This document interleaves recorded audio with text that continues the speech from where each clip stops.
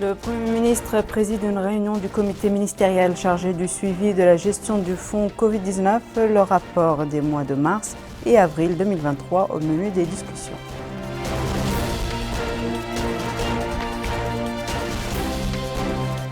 Clôture de la session parlementaire extraordinaire consacrée à l'élection du président et des membres du bureau de la nouvelle Assemblée nationale.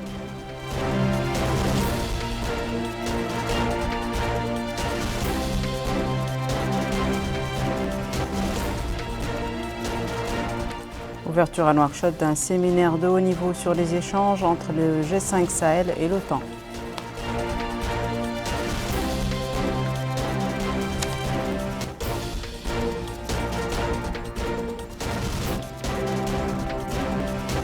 Bonsoir mesdames, mesdemoiselles et messieurs, merci de vous joindre à nous. La présidence de la République a rendu public aujourd'hui un décret présidentiel clôturant la session extraordinaire de l'Assemblée nationale mercredi 21 juin 2023.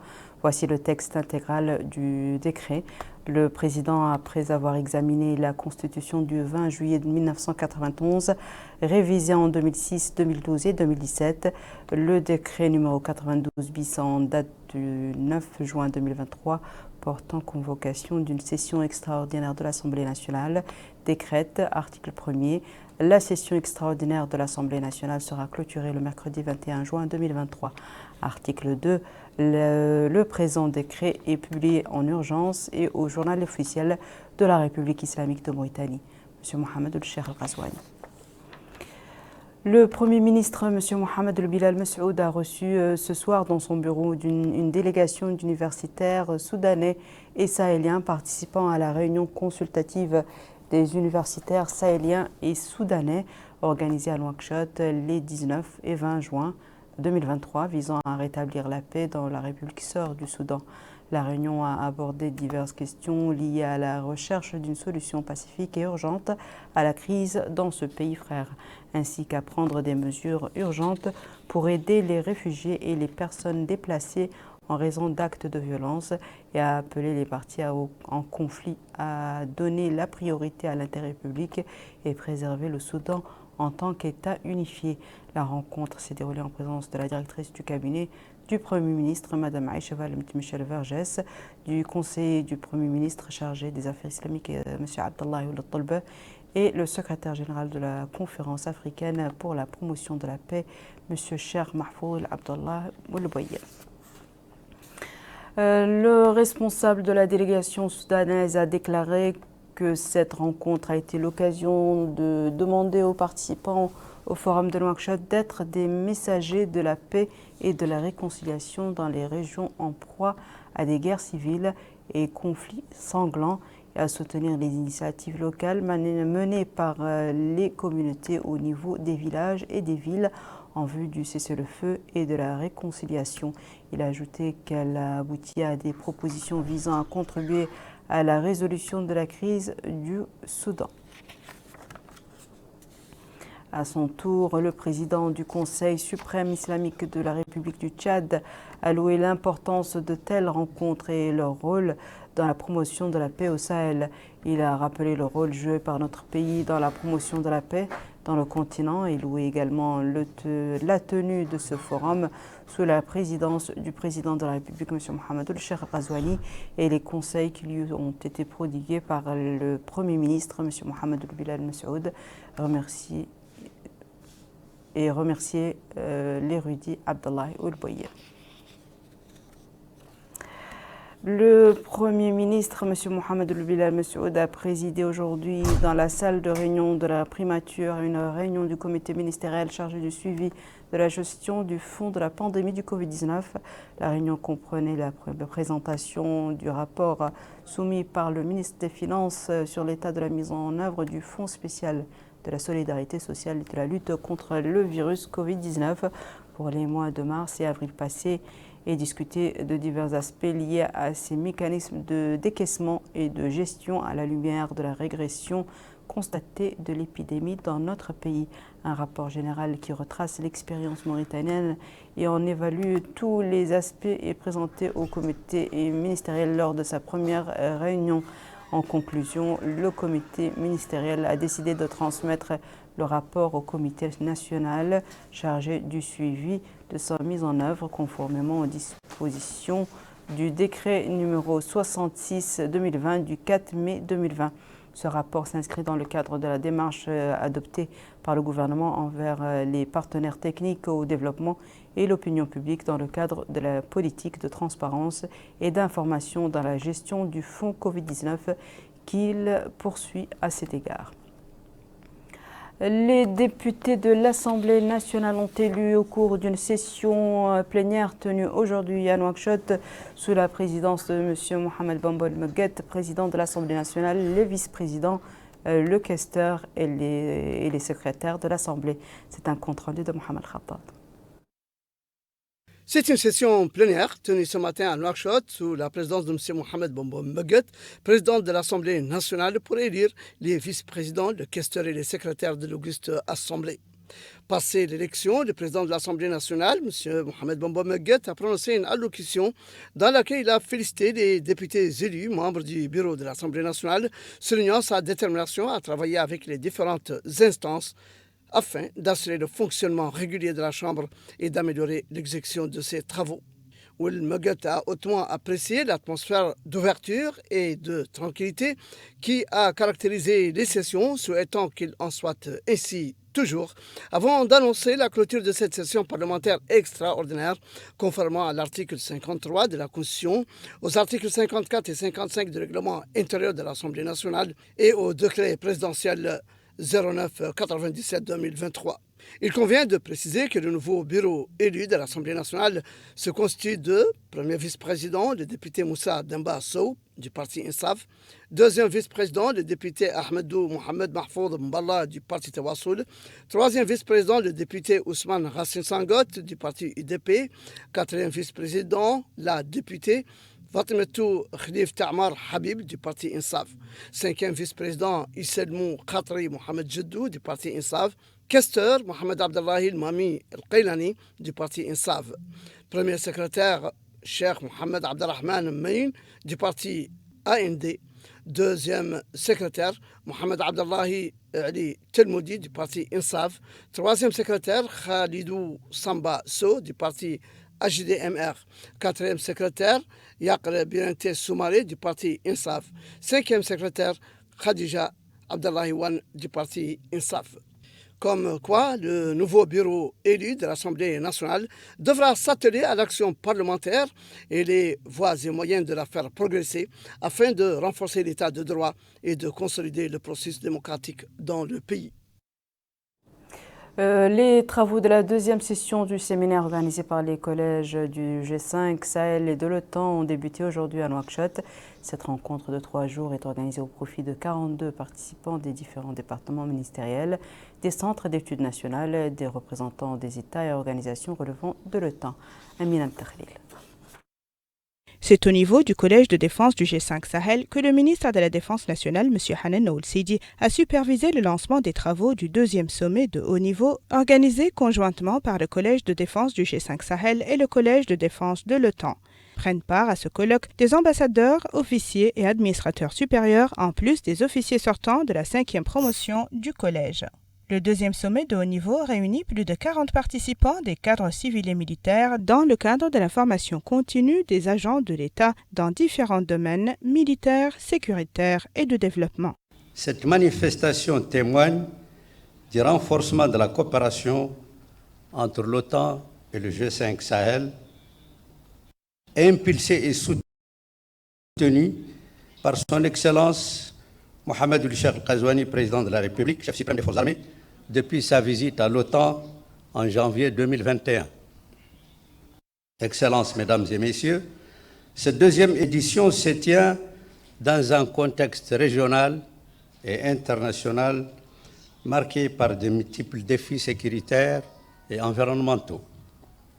À cet effet, nous comptons sur les résultats qui participent de l'enrichissement de la réflexion stratégique pour l'avènement d'un Sahel stable et prospère. Je suis convaincu que chacun d'entre vous mettra la volonté et l'effort nécessaire pour la réussite de ces séminaires. En souhaitant plein succès à vos travaux, je déclare ouvert le séminaire de l'OTAN au profit des ambassadeurs, officiers généraux et hauts cadres des pays du G5 Sahel. La cérémonie d'ouverture a été l'occasion de faire des présentations détaillées portant notamment sur l'OTAN, sa création et ses perspectives à l'horizon 2030. Ils ont été suivis d'interventions et échanges avec les différents participants. La rencontre de 3 jours met en exergue le niveau d'appui et d'accompagnement mis en œuvre par le Collège de défense de l'OTAN au profit du Collège de défense du G5 Sahel. Elle s'inscrit, selon le directeur du Collège de défense du G5 Sahel, général Brahim Waloul Sheibani, dans le cadre des relations de coopération et de partenariat entre notre pays et l'OTAN. Des relations qui ont connu des avancées notoires depuis 2021 suite à la visite effectuée par le président de la République, M. Mohamed Ould Cheikh Al Ghazouani, au siège de l'OTAN à Bruxelles et à sa participation au sommet des présidents de l'OTAN à Madrid en 2022. Il traduit, poursuit-il, l'intérêt accordé par le président de la République, commandant suprême des forces armées, président périodique du G5 Sahel, à l'amélioration des performances des cadres supérieurs de l'État, militaires soient-ils ou civils. La présente rencontre constitue, conclut le directeur du Collège de défense du G5 Sahel, une opportunité pour les participants d'échanger avec des experts et conférenciers de renommée internationale sur les problématiques sécuritaires et défis auxquels fait face l'Afrique en général et les pays du G5 Sahel en particulier. Il est à noter qu'à la fin de cette rencontre de haut niveau, une convention de coopération sera signée entre le Collège de défense du G5 Sahel et le Collège de défense de l'OTAN. Le délégué général à la solidarité nationale et à la lutte contre l'exclusion Ta'azour s'est enquis ce matin à l'aigle du déroulement des travaux du projet de construction de 92 unités de logement exécuté par le programme DARI relevant de la délégation. Mohamed Khattab.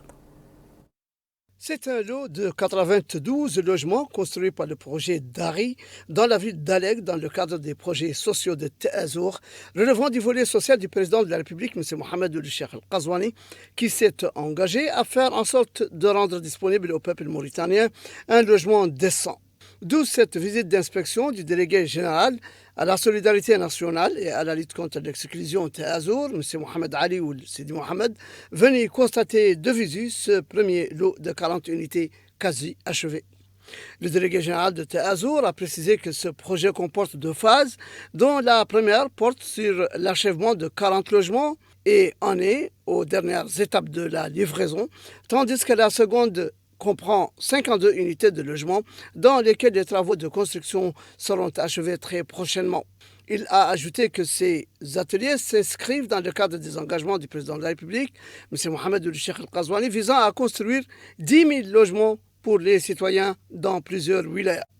Il est entendu que le lot sera réceptionné dans 2 mois et que seront lancés 2 autres projets à Nouadhibou et à Zouarat.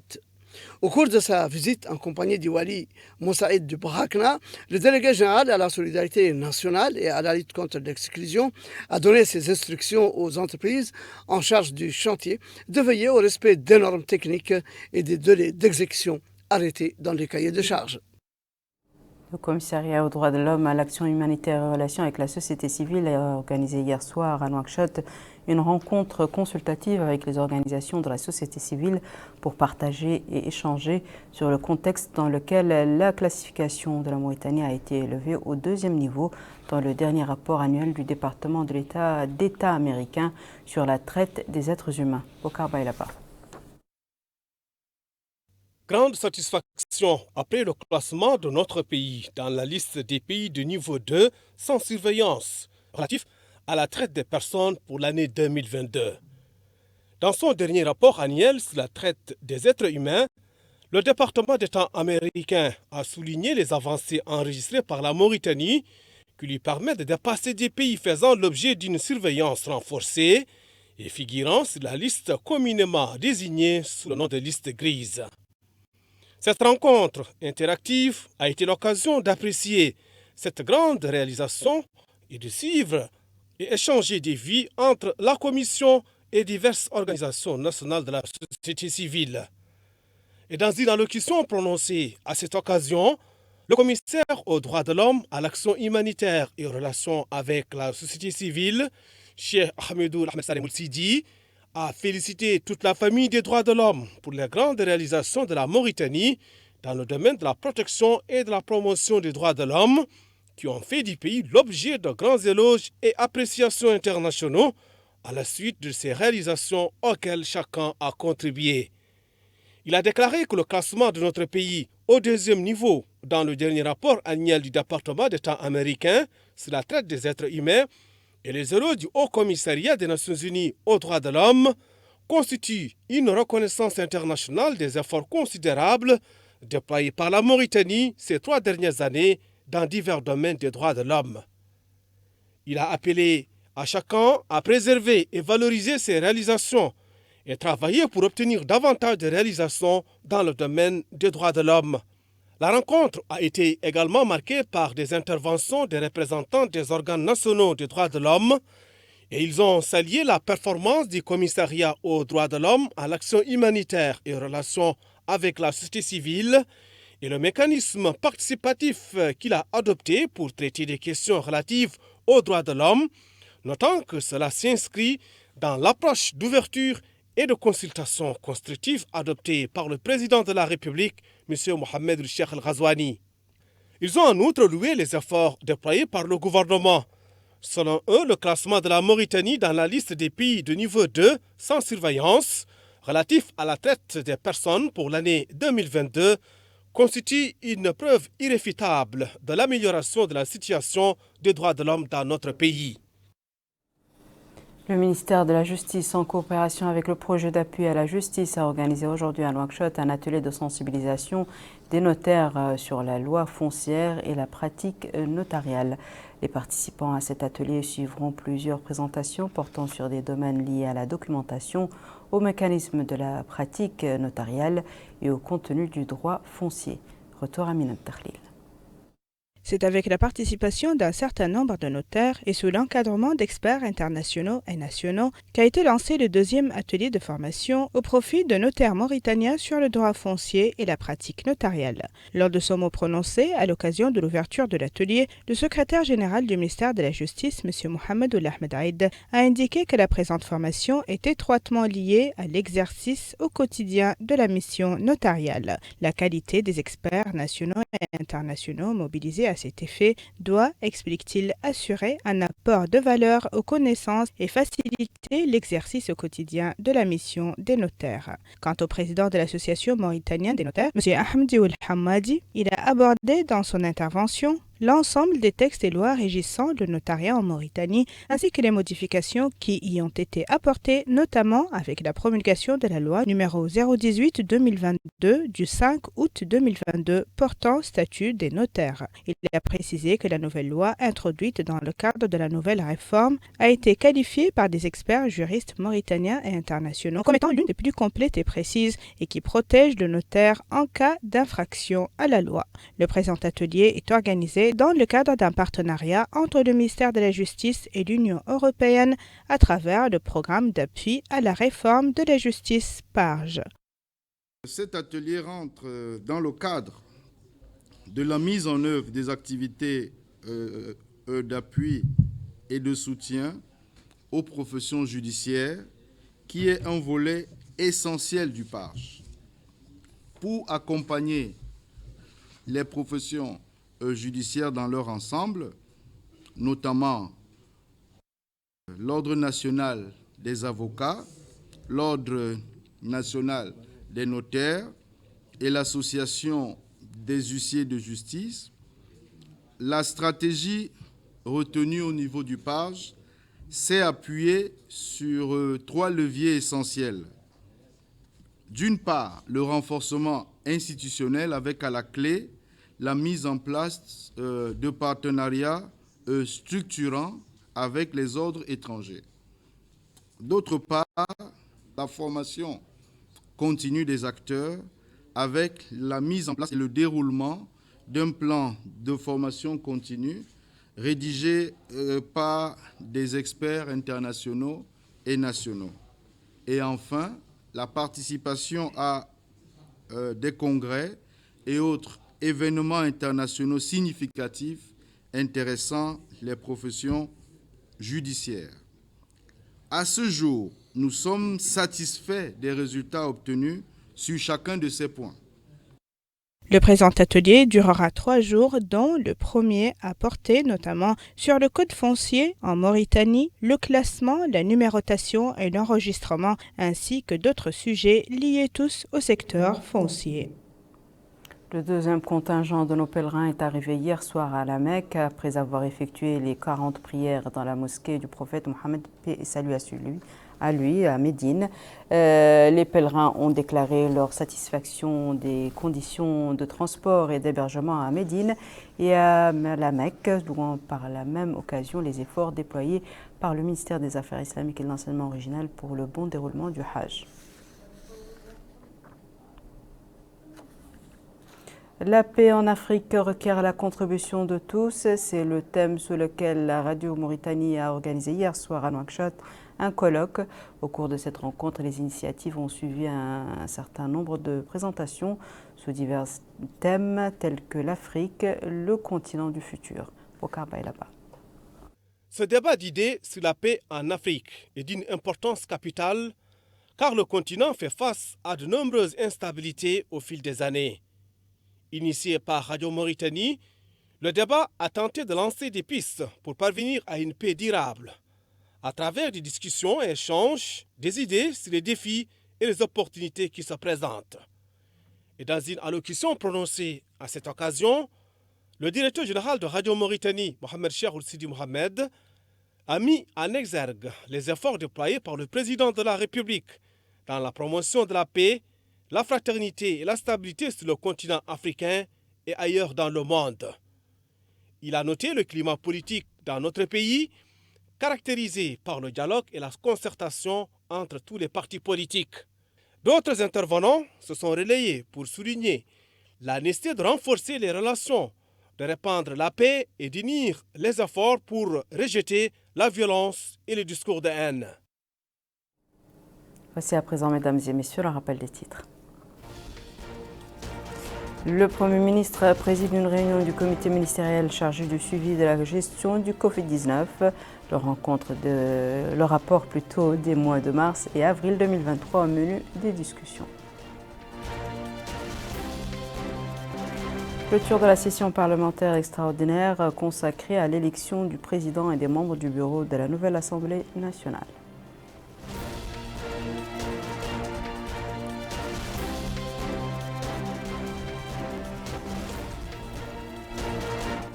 Ouverture à Nouakchott d'un séminaire de haut niveau sur les échanges entre le G5 Sahel et l'OTAN.